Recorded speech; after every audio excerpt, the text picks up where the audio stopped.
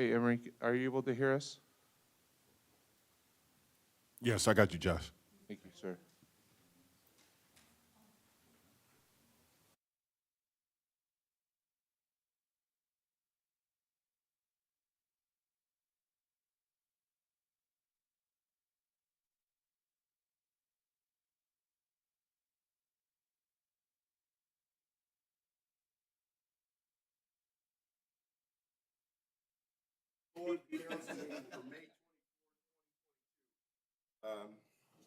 Stand for Pledge of Allegiance. Right hand over your heart. I pledge allegiance to the flag of the United States of America and to the republic for which it stands, one nation, under God, indivisible, with liberty and justice for all. Madam Clerk, would you call the roll? Yes, Mayor. A quorum is present for City Council, Successor Agency, Housing Authority, and Joint Powers Authority.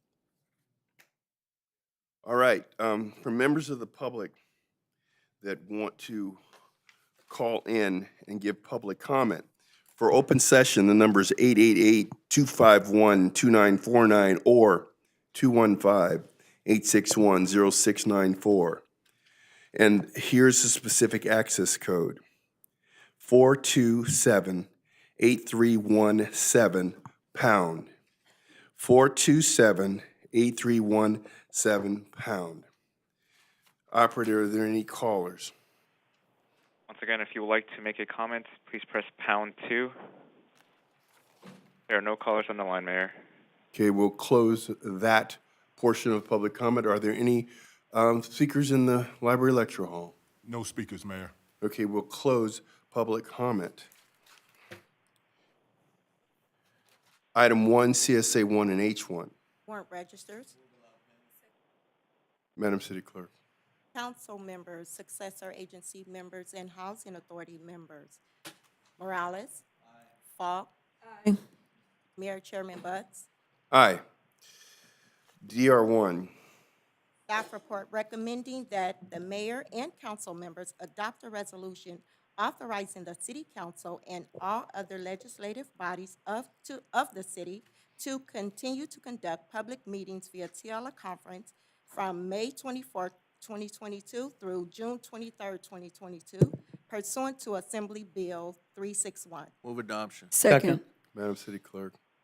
Council members Padilla, Aye. Morales, Aye. Falk, Aye. Mayor Butts. Aye. Consent calendar items 2 and 3. So moved. Second. Madam City Clerk. Council members Padilla, Aye. Morales, Aye. Falk, Aye. Mayor Butts. Aye.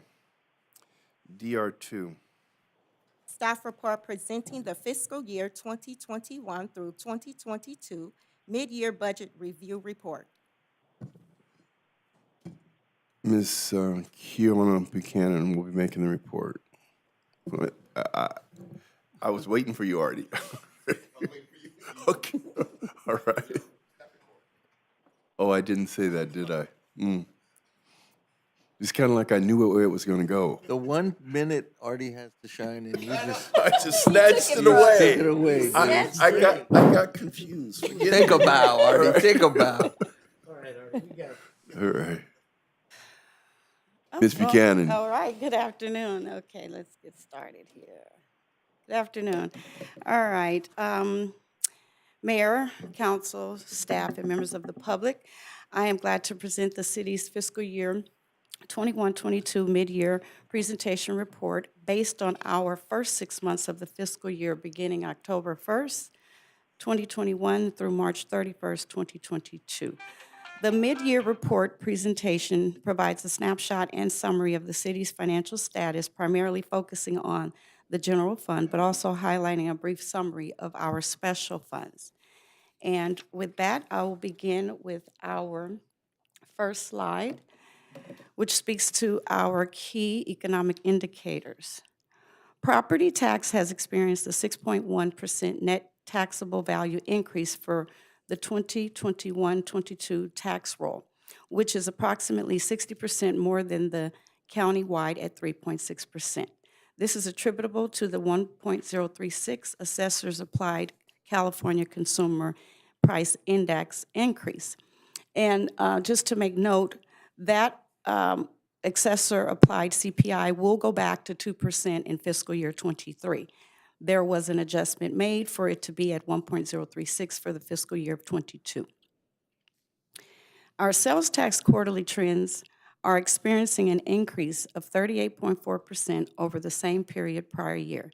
Sales tax show a robust recovery normalizing and are higher due to loosening of the COVID-19 restrictions and the overall economy reopening. I will provide the detail of the sales tax categories that are rebounding economically and why. Our building permit activity is up 8.8% over prior year same period. The activity variance is based on the development changes throughout the city. So they can vary at different times within our quarters of different fiscal years. The UUT is up 4.4% over same period prior year as well. Again, details to follow on the categories of the UUTs, depicting which ones are actually up and or down. Our transit occupancy tax, known as TOT hotel tax, has increased 37.7% compared to prior year same period. Although the TOT has increased based on the approved ballot this past November, we have not yet seen the full growth potential for this revenue category until we can obtain a full year or more. Keep in mind that this is only based on comparison of prior year 6 month to current year 6 month. Unemployment for the city is 5.8% down, approximately 54% compared to the same quarter last fiscal year. Economic change in employment status, where more people are employed than prior year, same time. Our city expenditures are under budget. Our city expenditures represent 38.4% of the modified budget, which is under budget through mid-year based on being at 50% of our spending. Okay, this slide here represents a snapshot of the general fund budget as adopted on October 1st, 2021, and the current modified as of March 31st, 2022, which is our reporting period. And it also provides the fiscal year '22 projected year-end estimate for budget based on the budget review that was performed through March 31st, 2022. As adopted, our general fund revenues were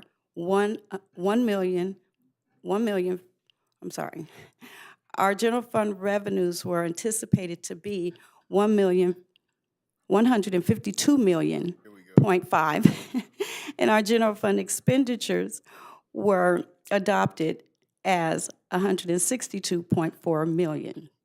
The city was projecting a deficit of $9.8 million for the fiscal year, assuming that all that was budgeted will be spent. Now, following adoption, additional budget adjustments were made modifying the budget.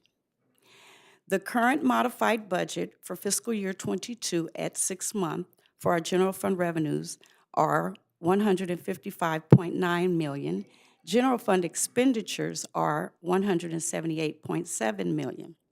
The city's modified projected deficit based on the current modified budget is $22.8 for the fiscal year.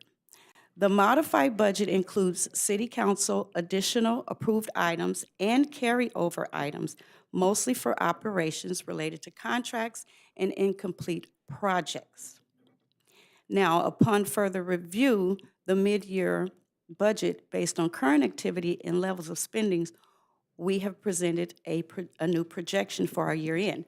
But before I go into the discussion of the projection at year end based on our 6 month, one thing that I want to make note is that though we had a planned appropriation based on some modified adjustments made to the budget, we need to be mindful that these are only carried over obligations in which we have current agreement and contracts for. So we were very ambitious in some respect of planning to be able to pay or have all of the contract commitments on both parties be completed by September 30. That was the initial thought. Now, thereafter, we have now done another assessment of where we are at our 6 month. And based on that assessment, the year-end estimate now for our projected revenues is at $158.7 million. General fund expenditures are at $160.7 million, thus resulting in a new projected year-end deficit of approximately $2 million rounded at the end of the fiscal year. The year-end estimated for revenues is based on the anticipation of higher revenues in UUT, TOT, sales tax, motor vehicle in lieu, card club, and non-residential construction revenues, which I will speak on in detail in the next few slides. The year-end projections for expenditures is based on the anticipation of lower expenditures due to vacant positions not being filled within the year, less CIP activity than initially planned for the general fund by the end of the year, and remaining work to be completed on continued contracts that have the potential of rolling over certain balances for fiscal year '23. But in that, the mayor has great concern now that we see that we have been too ambitious with our obligations, that we are going to, in addition to our year-end estimate, we are going to also go back and review our current obligations for our carryovers to make a few more adjustments in the respect of reducing some of the obligations on a budget basis until the work is to be identified and or complete, and then payment can be made at such time. Let me interject here just for a moment, if you don't mind, Ms. Buchanan. So put this in plain English. Basically, this city has been engaged in a vigorous infrastructure renewal program for at least the last 7 to 8 years. Is that right, Eloy? All right, 7 to 8 years. And so basically, we took a city that had roads, sidewalks, due for renewal reconstruction for the last 30 years, and we're playing catch up real fast. And so we admire our Public Works Department, admire our Planning Department for the reviews that they do so that development can occur in the city. However, what's happened in this rush to catch up is that we have budgeted amounts of money for projects that history has shown us don't usually get completed within the fiscal year. And so this last fiscal year, we had about $14 million surplus that we put in the general fund. And then we came back with this same problem where we had these obligations, and it made it look like we don't have enough money to conduct our business. But that's not the case. The reality is that we have to stop doing what we've always done and stop budgeting so much for these big projects that usually aren't done within a fiscal year. Mr. Weinberger, am I explaining that correctly?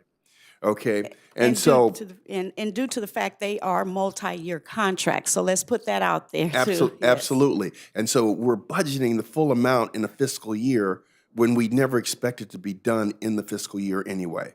And so what my recommendation is going to be to the council is that basically we're going to look very hard, and we have done that already, at these contracts, cut the amount allocated in this year, and I'm going to make a recommendation that we move to allow the city manager, because the reason that we're given is that these projects are in progress and that it takes 2 weeks to get it on a council agenda, and then money ends up being due.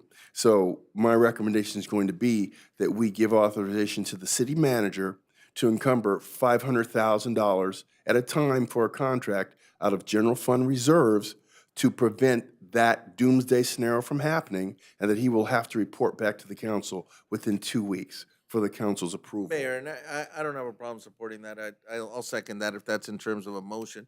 But I just want to add, just for clarification, that essentially we wouldn't be changing anything except kind of the snapshot that we're looking at. Because basically, you know, when thank you, Ms. Keone, when she described us as overambitious, she was talking about us, staff, everybody, because we're in a place in time in Inglewood where we could say, hey, we're going to do 50 sidewalks, we're gonna do 1,000 streets, whatever. We can say that because we know we can make it happen. Of course, that started to become impossible just physically and getting it all done, although we had budgeted for that. So those are items that we had budgeted for that we're now saying, hey, you know what, we get it. It doesn't make us look like we have enough money for what we meant to do. So we're gonna be a little more realistic in what we actually clarify on paper, right? To back that up, the reality is that we have the money in the general fund reserves.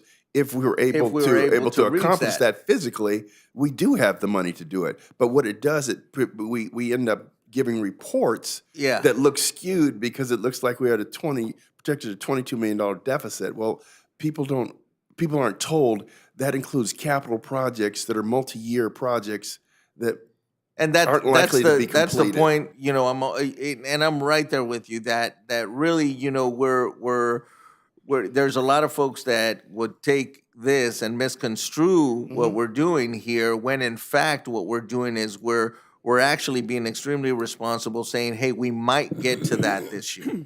We are hoping to get to that this year. But now that we see that, you know, we want to be very clear as to where we are, instead of more clear snapshot. What the mayor is saying is he's saying, hey, let's do away with those maybes. Let's start talking about what we're doing, and just so that we don't slow anything down, I believe he made a motion to say authority to the city manager for a specific amount to say, hey, and just so we don't slow anything down, if we do get to those things, we'll give this So authority. is that a motion on the, That was the motion. And I That second the it. manager be given authority of up to $500,000 for a contract that has already been signed by the mayor if it falls short of funding And not yet funded. in the fiscal year. And that he will have to report back to the council within 2 weeks. To get it affirmed. second? Okay, Madam City Clerk. Council members Padilla, Aye. Morales. Aye. Falk, Aye. Mayor Butts. Aye. So here's where we are at our projection. Let's also make this clear.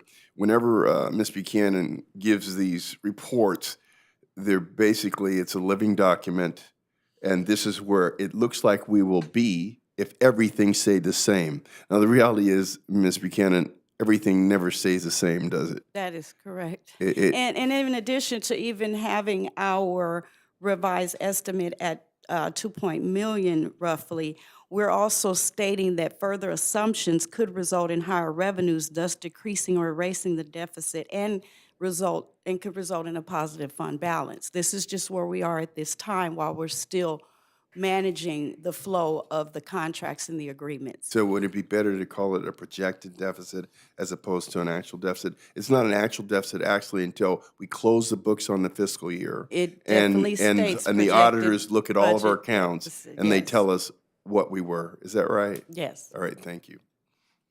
All right. So, next slide here. Okay, so with that, now we'll go into our actual revenue performances. These are the revenue categories that make up the total of our general fund revenues.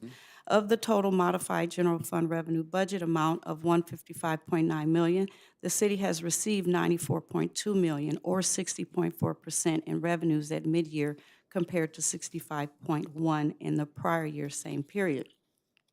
That's a difference of $29.1 million. In the next following slide, I will go through each revenue category and briefly discuss the increases and/or decreases of those categories. So looking at our mid-year general fund revenue performances, this is all current year versus prior year for our major category groups. Our utility users tax show an increase of $331,000, or 4.4%. This appears to be slightly higher than the previous year. However, there is a decrease in our UUT water and telephone, but an increase in cable, electricity, and gas, which is causing the offset.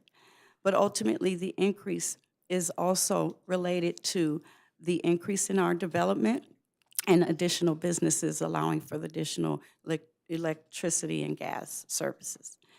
Our sales tax is up $3.5 million, or 38.4%. Sales tax is experiencing a robust recovery, normalizing to the levels pre-COVID, and are higher due to the economy opening up. along with economic inflation and heightened activity due to the Super Bowl. The specific industry groups that contributed to the increase are autos and transportation, fuels and service stations, restaurants, and hotels and consumer goods. Our property tax are down, but that is only partially on a reporting basis by 2.5 million or 11.4%, of which 1 million was received in the subsequent month following this report, which was April, and the remaining 1.4 is due to higher receipts reported at the closing period of prior year compared to current year for the property tax portion of our pass-through. It is still anticipated that the property tax revenues will meet the anticipated budget by year end. Other local taxes are up 21.7 million or 213.7%. The most significant increase is due to additional admissions and parking tax revenues generated from the opening of the new SoFi Stadium. The other significant increases are due to non-residential construction tax, card club, TOT, reflecting pre-COVID-19 revenues. Other revenues, which consist of most of the departmental revenues, are up 5.3 million or 71%. The net increase is a result of the revenue collected in planning and building for super graphics, billboards, and plan check fees, and increased revenue in police for outside services for additional contracts for public safety, which is part of a reimbursable contract expense. Overall, revenues are up 29.1 million or 44.6% more than prior year due to our local tax revenues, sales tax, and other revenues generated by departments. And now that brings us to our general fund expenditure performances. Of the total modified general fund budget amount of 178.7 million, the city has expended 68.6 million or 38.4%. Could we stop there for 1 second? Yes, Okay, now, so this is a 6-month review, is that right? correct. So if we just took this on a straight line projection, this actually would show us only spending 76% of what we budgeted to spend, is that right? One more time, I'm sorry. If we took this at a straight line projection, Yes. that this is 6 months, Mhm. that means if we took this as gospel, that we would only have expended about 76% of what we budgeted to spend for the year if this 6-month number was gospel. It would be 50%, yes. No, Right. he's Are you saying, saying- No, I'm saying Oh, of the- if we extrapolated Yes, this, that is correct. That is so- correct. That is And correct. again, the point that I'm making is that Correct. these are numbers that are projections. And so that number, taken by itself, would be incongruent with the projected $2 million deficit. Correct. But that's not what this is. Each number is not meant to be taken in a singular fashion. It's meant to be taken holistically as a projection. I just want to make that clear. Yes, I Okay. agree. All right. I agree.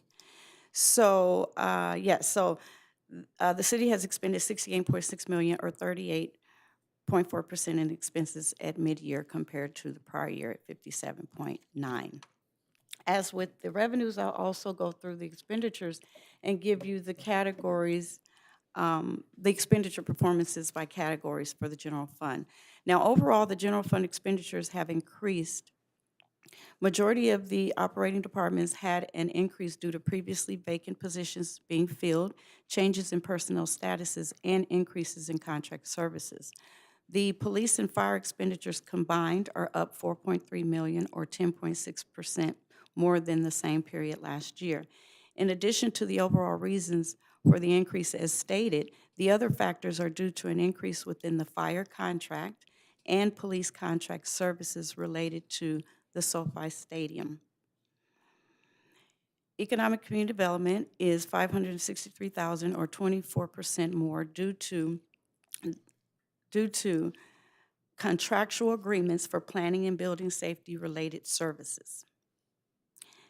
Housing protection services show an increase of 323,000 or 41.6% more than the prior year, primarily due again for previously vacant positions being filled, as well as an increase in contract services related to software and bilingual services assistance for publication notices. Parks, Recreation, and Community Services increased by $420,000 or 11.8%. Overall, increases due to previously vacant positions as well, changes in statuses of personnel and their contracts. Library, up $252,000 or 19.7% due to the organizational change that has included previously vacant positions being filled again.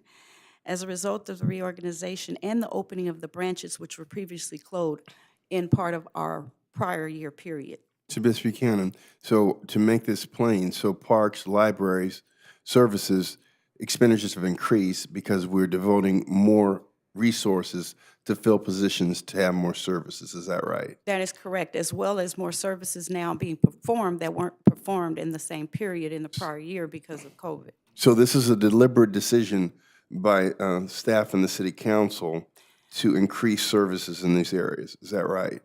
In most cases, yes, but let's be mindful, these might appear to be increases because of our comparison in prior year, but we're pretty much normalizing back to the expenses Yeah. which we would have had COVID not existed. Exactly. And even Okay, so before we're COVID- still below where we probably was then, now. And really, even before, if I may add, Mayor, Yes. before COVID, when we were really in some very difficult times here in the city of Inglewood, things like the library got their hours cut, Recreation employees cut, did. and all we've done is really come back to a situation where our community gets the services back. So even though it looks like an increase, Exactly. we're very happy to be in a place where we can bring them back. And again, we're not at those levels in its entirety, only because of where we are in our period. I'm assuming by year end, we would definitely match what we were prior to that period. All right, Public Works is up $2 million or 47.2%. The increase is mostly attributed to contract services for traffic control services in support of the SoFi Stadium, which is also a reimbursable contract, as well as some personnel cost changes. General Government, which consists of all the other collective departments related to the general fund within the city, are up 71% or 0.8%. This again is due to our overall previously vacant position and changes in personnel. So overall, our general fund expenditures are up 10.7 or 18.4% for all the reasons that I've already addressed in terms of each of the operations. All right. So that pretty much concludes our general fund. I will now speak to our special funds and a combination of presenting. So the special fund revenues are up $3 million or 10% more collectively for the same quarter last fiscal year. We received 31.3 or 23% of the budget. The increase is mostly attributed to varying activity levels related to RSI projects and various public works transportation projects for streets, roadways, and is more specifically the Transit Connector project activity. Our proprietary funds for revenues are down $390,000 or 1.8% lower collectively for the same quarter last fiscal year. We received $21.4 million or 44.1% of the budget. Revenues are down mainly due to the water and parking funds, offset by an increase in sanitation. And a lot of that in relation to water has to do with less use as well as receipts within that period in comparison. Our debt service revenue category, this is relatively flat. It's mostly used as our transfers in for accounting purposes, so I'll go into the expenditure side to explain where we are in terms of debt service expenses. The special fund revenues first for our expenses are up $322,000 or 1% for the same quarter. We've expended 32.6 or 18.4% of that budget. Same as the revenues, mostly attributes to varying activity levels for RSI and Public Works.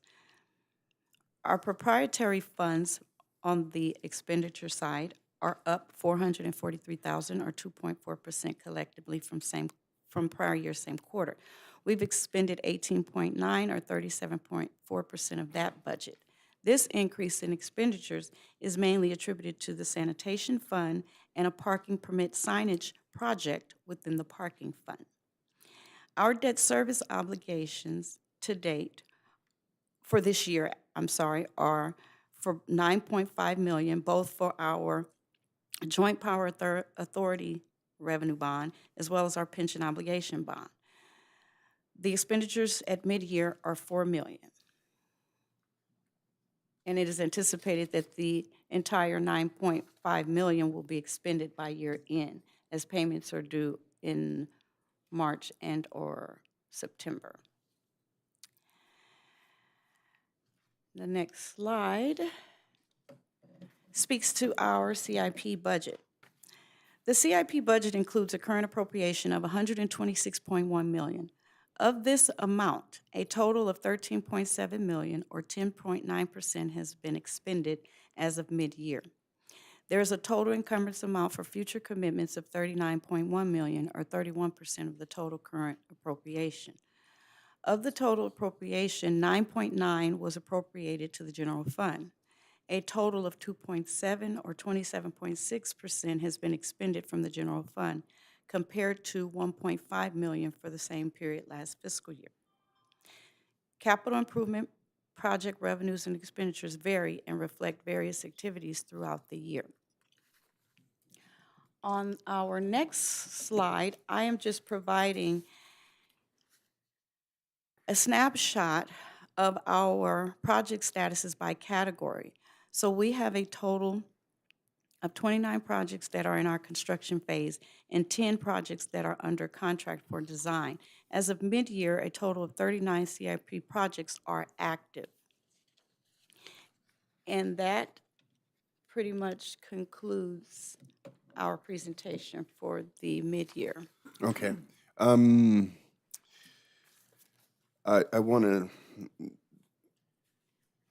have a brief discussion about the general fund, and I wanted to bring Mr. Weinberg to the podium so that we can put in perspective, what the general fund is meant to be used for, and his historical knowledge of our general fund balance, which is extremely robust compared to the past. And so if you just give us a little brief resume history of your career in city management and your experience with Inglewood, I'd appreciate that.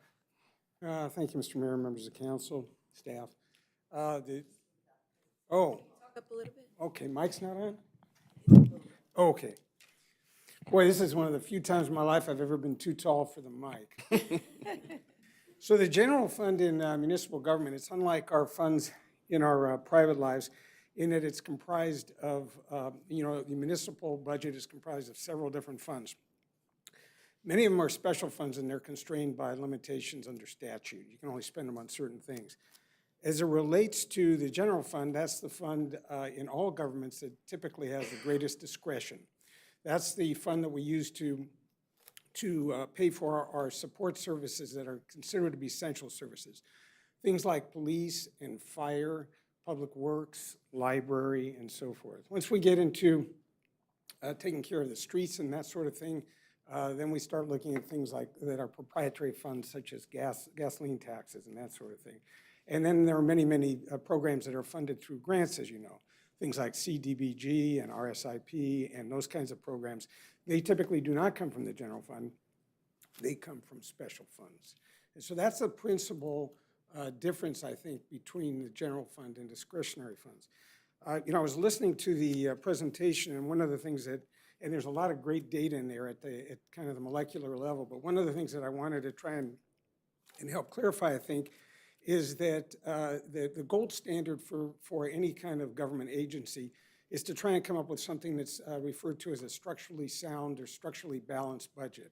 You want that, of course, in particular as it relates to your general fund. And what a structural balanced budget implies, or actually the definition is, that with the exception of one-time expenditures, your recurring expenditures will not exceed your recurring revenues. All right, in my history, particularly as it relates to the city of Inglewood, we've rarely been in a position to say that we have a structurally balanced budget. I had occasion over the last few years to work in the city of San Bernardino as a city manager. We were about $39 million short that year as it relates to a structurally balanced budget. For the last 2 years here in the city of Inglewood, we have essentially achieved a structurally balanced budget. Now that may sound odd because we've gone into each year saying that we had about $9.8 million. It is about the same each year, right? About $9.8 million in projected shortfall. And the reason for that was that in both those years, both last year and the current fiscal year, we included about nearly $10 million in capital improvement funds that were funded through the general fund, okay?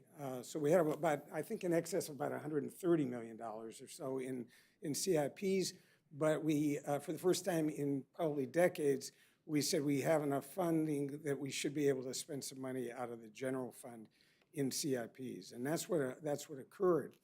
So last year, there was about $9.8 million in CIPs, and coincidentally, we were about $9.8 million short starting the fiscal year. So you take away those one-times, it meets the definition of a structurally balanced budget. Take away the one-times and the recurring revenues coincided with the recurring Now, and I have a expenditures. quick interjection. Yeah. But why is it that we can do that? We can do that because of our reserves. Well, yes, you can do it because of your reserves, and you can also do it because historically, very few cities ever spend the full amount of their appropriated budget. With the exception of catastrophes, there's almost always savings, and we have to remember that about 80% of any municipal budget goes to salaries and benefits.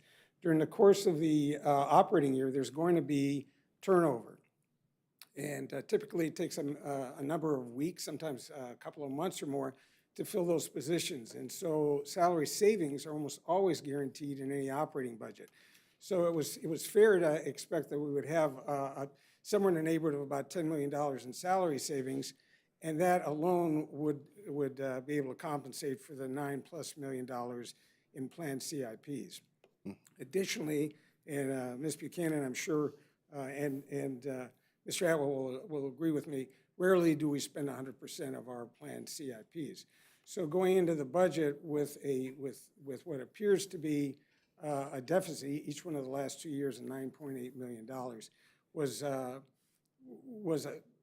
Ambitious. it was ambitious, but there was every reason to believe that we would make up for that $9 million deficit. However, if we somehow miraculously were able to do that, are we solvent enough in our reserves to have done it with no problem? Well, your own fiscal policy in the city says that we need to set aside 25% of our annual operating budget for reserves. Okay, that's ambitious. A lot of cities have somewhere in the neighborhood of 5 to 10 or 15%.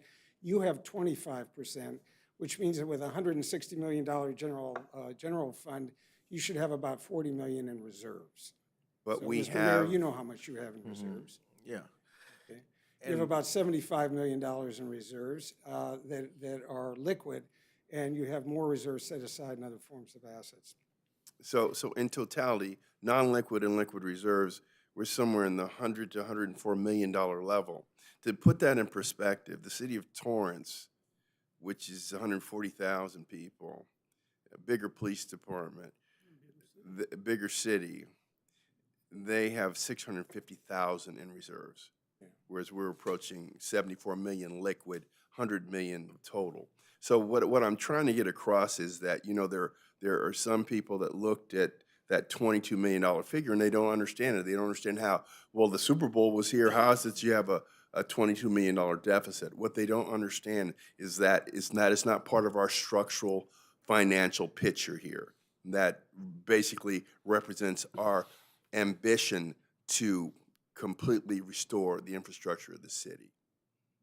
Well, that's true. And the only other thing that I would want to point out is that although it looks like there's still a remaining $2 million in this year's projected $22 million deficit that we have to make up, through mid-year, we project that we're going to make up 19 million of that. So it's not really a $22 million deficit. It never was. It never was. But importantly, and this has been pointed out, when you close out a fiscal year, fiscal years are not packaged like some other expenditures. They tend to lapse into the next fiscal year. And so as has been pointed out, we entered the year with an approved budget, but in the last quarter, it was clear that there were certain expenditures relative mostly to projects, to CIPs, but also to some other expenses that were going to need to be paid in the next fiscal year. And that doesn't always come through until October or November, even though the budget has been approved typically in August and September. So we finished last year with a positive fund balance of over $14 million. If that $14 million would have simply been carried over into the next fiscal years, as our obligations were, you would never see $22 million up there. So where did the $22 million go? It went into the reserves, all right? So you can either put it in your savings or your checking. We put it into our savings, figuring that if we needed to, if we couldn't make up the $22 million during the course of this operating year, we would then go pull from our reserves, which is, in effect is a savings for us. And it was a conscious decision, and I'll say it was on my behalf, to force us to be more realistic about what we're going to actually get done in the coming fiscal year, knowing that we had the money in the reserves if it were to come to pass. And so this is a policy change to basically try to budget for the things that we believe that we can finish. Yes, and then if I could just comment a little editorial, I was very pleased to see the council give the city manager additional authority, but I want to make sure I understand, what you're saying. It's my understanding that what you're saying is the city manager can't enter into a new contract for $500,000, but that once the city council Signed by the mayor. signs an agreement. See, many of our contracts, particularly for services related to inspections and plan check for the large venues, are written in a way where it says, in fact, one's going to come to you in just 2 or 3 weeks from the development department. It says that we can spend up to $5 million for inspection fees necessary to keep the Intuit Dome on schedule.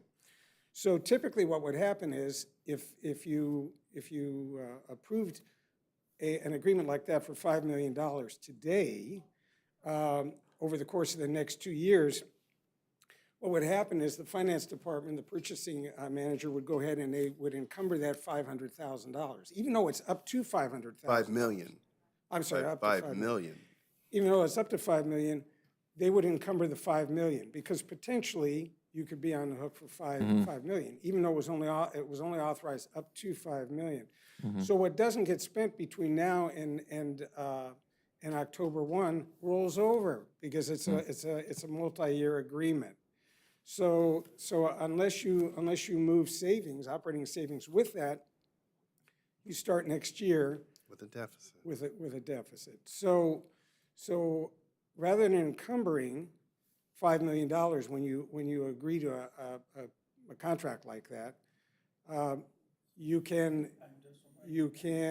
authorize the immediate encumbrance of $500,000, and then each time that the development department says, well, we've exhausted the $500,000, they don't have to come back to you for an amendment, because if I understand correctly, tell me if I'm wrong, you just authorize the city manager to then say, we'll move another $500,000 under that contract into encumbrance and have it ready to be spent. Ready to be spent, and once it gets affirmed, that would be replenished again for a new opportunity.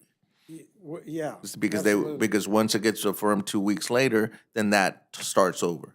Absolutely, but the $5 million encumbrance doesn't get carried into the next Correct. year and become a debit on your. And it allows us flexibility so that we don't have to worry about, is the council dark? Do we have to schedule a special meeting to, to increase the funding available for this contract? It's like a business would do it, and he would just report back to the board of directors within 2 weeks. Sure, that's what I understood. So, okay, so I think that's it. Any other questions? No, I think that you've done quite enough.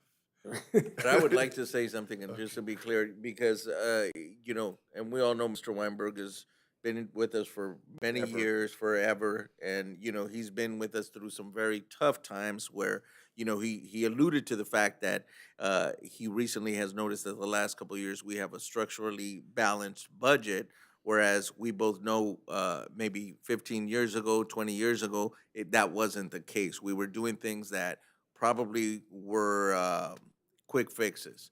We'll call them one-time things we were doing to save the budget. But what I wanted to clarify, because we're obviously doing this for the public's benefit, so I want to go one step further in this, and that is to say that the first thing you do is make sure, just like in a home, you make sure you're going to have enough to run that home, which in this case is our city. We're making sure, and that is the gold standard, as Mr. Weinberg said it, to run the structural deficit. What has actually appeared to look like we don't have enough money is that we're saying, but we're probably going to want to do this, this, this, and this. Oh, and let's set aside that money. And that's what we're doing here. And now what we're saying is structurally, we're fine, which is what Mr. Weinberg said, just to clarify, correct? Now, having anticipated any potential projects in capital improvement, we went back and forth on a lot of that. Well, you did with the mayor. But what I want to point out is the fact that this is not an uncommon practice. This is actually the norm throughout cities across the country. Am I right, Mr. Weinberg? Well, well, yes. I mean, we all operate under the same kind of dynamics that occur in municipal financing and municipal accounting. Some cities would naturally handle any carryovers into the next year by moving the positive fund balance over as well. We simply set it aside as a conscious decision and so we can bring it back anytime we want. Well, thank you for pointing that out, Yeah. because that even makes it even better, right, on our end. But what I'll tell you is that the one good thing that it gives us is the opportunity to plan ahead, to say, hey, we're going to do this. But for folks who may be confused, or some folks may misconstrue the numbers, that's why it's good we're clarifying this, because I know that's the exercise we're doing right now. So thank you. Mayor, if I can. So, again, thank you, and Ms. Buchanan, thank you, and all the folks in finance, all our folks for, putting together a more accurate picture of where we are as a city in our financial situation, right? Because folks are always looking at that, and folks say, wow, you're getting close to July, and because some folks think, there are cities that go July to July. We're October to October. And so some folks panic because they go, oh, man, it's already June. You haven't done a mid-year report. Our mid-year report isn't done till now, because we go till October. You said one thing that I got to remind folks. There's something called basic accounting principles. And that's what most of us use for our home and stuff like that. But when you talk about municipal accounting principles, that's the dynamic of how money is spent, how it's encumbered, right? How it shifts from one to the other. And I'll tell you, it's been an educational process for me, even back when I was on the police department in Santa Monica, helping do budget there for just the PD, right? But now as a council member, you're doing and working on the whole city's municipal budget, and it is quite an eye-opener. But that's why we have our folks that we depend on, and that's why we have the oversight of our audits that are done of our financial situation to keep us on target. And so I just want to thank everybody that's involved. Thank you for giving us an accurate picture. I like the idea about shifting over to the city manager with the $500,000 so it doesn't slow any of our progress. Not at all. It's actually going to speed things up. But folks, again, might misinterpret that. And so we're just trying to, I think we're trying to really be clear that we're in a really much better situation than we've been in years past, and we're going to continue to do better, as we work our way through the pandemic to get folks back, into what we were doing in the past. An example was the library, Councilmember Morales alluded to that earlier, but it's about a mindset, a change in our mindset on how we're spending our money and how we're putting funds aside so that our city is solid financially. So thank you. So last point I want to make it perfectly clear. Our general fund reserve balance compared to our expenditure plan is pushing 50%, thereabouts in cash liquid, and if you counted non-liquid assets, it'd be like 75% or something like that. No, about 66%. So the point that I'm trying to make, and the reason I asked you to come up, because how long ago were you city manager here? Over 10 years ago, Okay. And 15 years ago. 20, man. It's like asking a woman to give her age. Okay, so the point that I'm making is, have you ever in the history of the city seen a general fund reserve balance as a percentage of the spending plan anywhere like what it is today? No. I had to pause because it's like trying to, if I told you, have you ever seen a man who's tall and short at the same time? You couldn't even wrap your head around it. I can't wrap my head around, a city our size having the general fund reserve that it has now based on where it was 10 years ago or so. Yeah. And so that actually would allow us to do some things if we wanted to. We could take 10, 20 million to do projects, but we don't do that because we're trying to assure that we never end up where we were before. Now, when I came back, you were the interim city manager. We had no credit rating. Is that correct? It's been suspended. It had been suspended. The bonds that we had outstanding were BBB minus, which is one step above junk. We were down to our last $9 or $10 million, and we anticipated that by September, October, we wouldn't make payroll. That's correct. So we've gone from there to where we are now. And so I just want to, we go through these budget presentations all the time, but I want people to understand all these things that have happened, SoFi, YOLA, the Girl Scouts, the NFL networks, the YouTube theater, the increase in sales taxes, they have benefited the city. And they've allowed us to do things that we never could do in the past. And so I want to thank you for the impromptu, because, like lawyers say, you never ask a question you don't know the answer to. You and I didn't rehearse this, so, but I knew that it was going to go well. So thank you very much, Mr. Weinberg. Okay, you're welcome. All right. Thank you, Ms. Buchanan. So now, we voted on the motion. Was receiving fund. No, on the motion, but we voted on the motion. Oh, correct. Okay, and so we receive and file. DR3. Staff report recommending adoption of a resolution adopting a list of projects for fiscal year 2022 through 2023 funded by SB1, the Road to Repair and Accountability Act of 2017. Move 1 and 2. Second. Madam City Clerk. Council members Padilla, Aye. Morales, Aye. Falk, Aye. Mayor Buds. Aye, DR4. Staff report recommending adoption of a resolution approving revisions and execution of the Inglewood Transit Connector Joint Powers Authority Agreement. Move to adopt resolution. Madam City Clerk. Council members Padilla, Aye. Morales, Aye. Falk, Aye. Mayor Buds. Aye, DR5. Staff report recommending approval of funding agreement number 92000000 M550706 with the Los Angeles County Metropolitan Authority and City of Inglewood to award funding for the downtown ITS project in the amount of $7,300,000. Move 1 and 2. Second. Madam City Clerk. Council members Padilla, Aye. Morales, Aye. Falk, Aye. Mayor Buds. Aye, 01. Staff report recommending adoption of ordinance number 22-10, adding Article 5.1 to Chapter 8 of the Inglewood Municipal Code, regulating petty caps and amending other relevant municipal code sections. Motion to waive further reading. Second. Madam City Clerk. Council members Padilla, Aye. Morales. Aye. Falk. Aye. Mayor Butts. I move adoption. Second. Madam City Clerk. Council members Padilla, Aye. Morales. Aye. Falk. Aye. Mayor Butts. Aye. A1. Thank you, Mayor. We had two closed session items. The first one was the closed session of Lloyd Mosley versus City of Inglewood. As the discussion was held with the council, except for Councilman Dotson, he was absent. And there's a discussion was held and direction given to staff as to that matter. As to CS2, there was a recess, and we're going to reconvene after this particular city council meeting is over. Thank you. A2. No other oral reports from the city attorney's office. Thank you, sir. CM1. Thank you, Mayor. No oral reports from the city manager's office. Thank you, sir. CC1.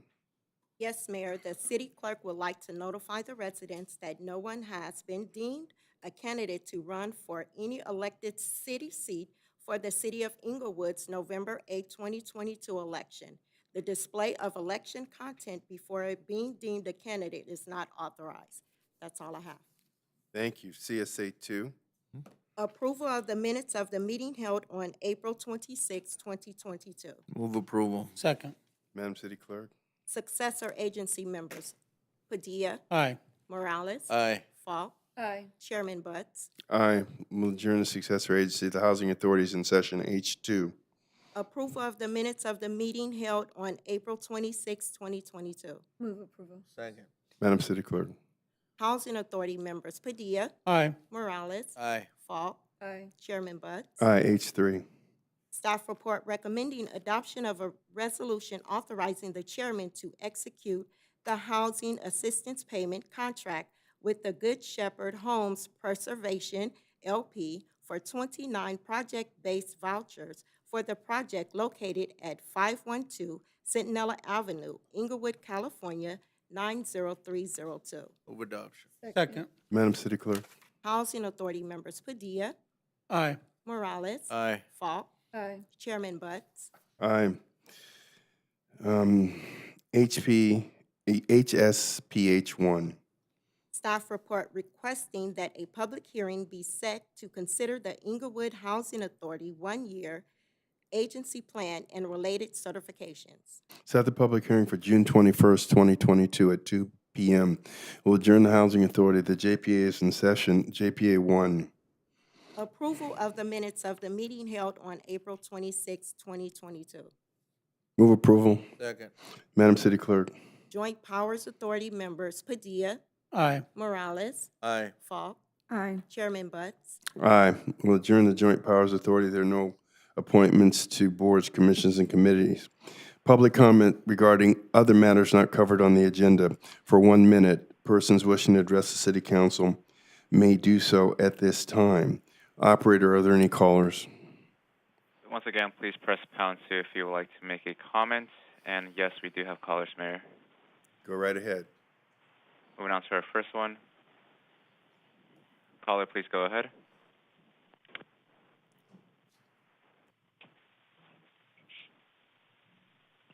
It's caller ending in 5077. Please make sure you are not muted.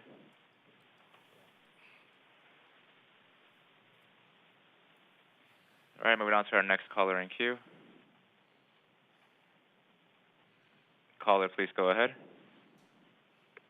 Hey, I just wanted to thank the mayor and thank the city council members for bringing the city back into relevance. That's pretty much it. Thanks, guys. Thank you. Thank you. You could go longer, but okay. Are there any other callers? No, Mayor, there are no more callers. Okay, we'll close public comment by phone. Are there any speakers in the library lecture hall? Was that no, Emery? No speakers, Mayor. Okay, we'll close public comment. We'll move on to council comments. Councilman Padilla, District 2. Thank you, Mayor. Again, I just want to thank staff for the great presentation on our financial situation. The future is bright.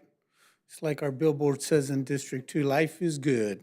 So let's keep it It going. only says it in District 2, by the way. Yeah. It's good in District That's 3. it. Life is good in D2. That's what it's all about. We don't need We to go look in happy. We four, don't have to right? We're announce already it. happy. You can tell I really like it. Anyway, again, Centinela Improvement Project, I want to thank Louis Sowell, him and his staff. We went out, what was it, last Friday?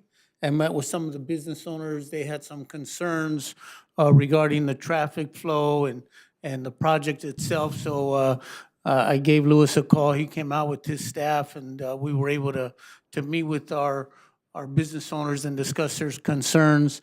As you can see in the picture, as of today, they're actually doing the formatting of the center medians. And again, just be patient. This is a work in progress. Remember, it's one phase. As we talked about earlier, it's a capital improvement project. It's a project that's going to go into the next fiscal year, so we're going to finish this part of it or most of it, and move on to east of La Brea, again on Centinela. Again, so thank you, Louis. Thank you to your staff for coming out on such a short notice. With that, have a great week. Thank you, sir. Councilwoman Dion Falk, District 4. Thank you, Mayor. So just a couple of announcements. First, I want to announce again, we have our Women Rock. There it is, our announcement, Empowerment Summit that's coming up on June 18th. We will be announcing some special guest appearance for the keynote. And so please look out for that. If you pay attention to the announcement, you can see the QR code where you can scan it and register for the event. It is a free event, and we're looking forward to having our mayor and city council members come out and bring the greetings that morning. I'm going to get them up early.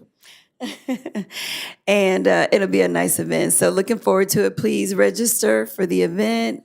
Just wanted to put that out there so that everybody can get a spot.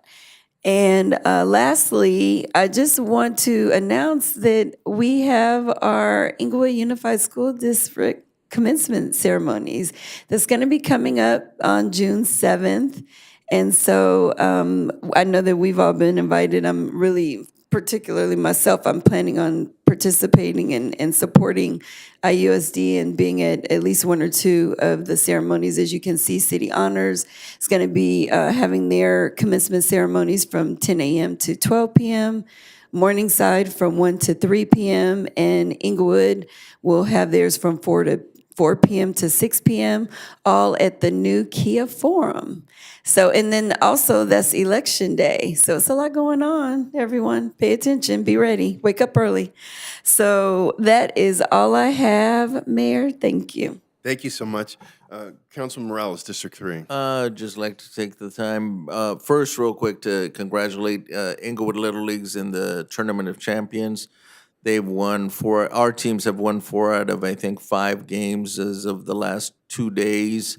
They play teams from everywhere from Playa del Rey, Westchester, Hawthorne, Lawndale, so we're doing pretty good. I want to give them some kudos.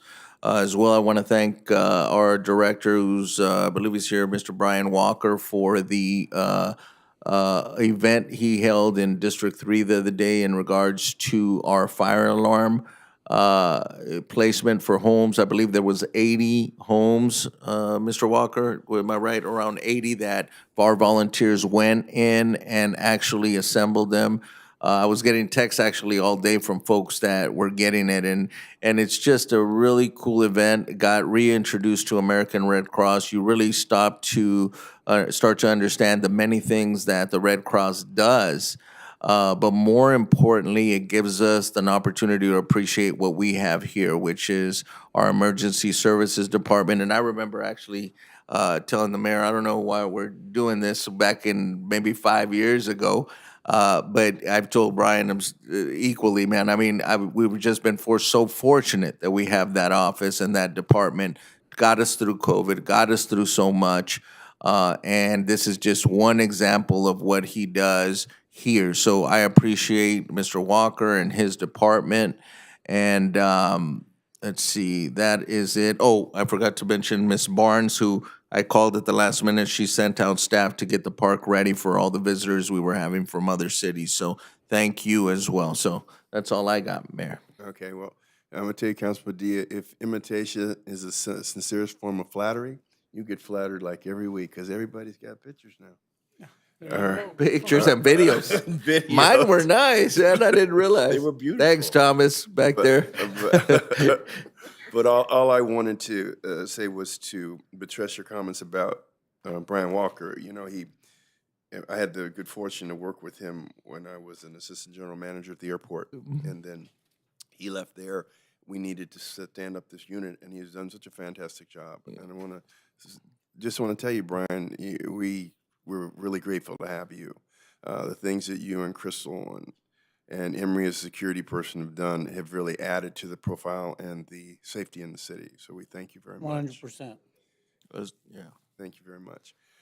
And I want to thank Mr. Fields, Ms. Buchanan, Ms. Quakey, and Assistant City Manager Mark Weinberg, City Manager Emeritus, for the good work that you've done with the budget. And I think this meeting was the best explanation there's ever been as to how the budget works and what the numbers mean and don't mean. So thank you very much. With that, we're going to adjourn and return to closed session. Thank you very much. Thank you, Mayor.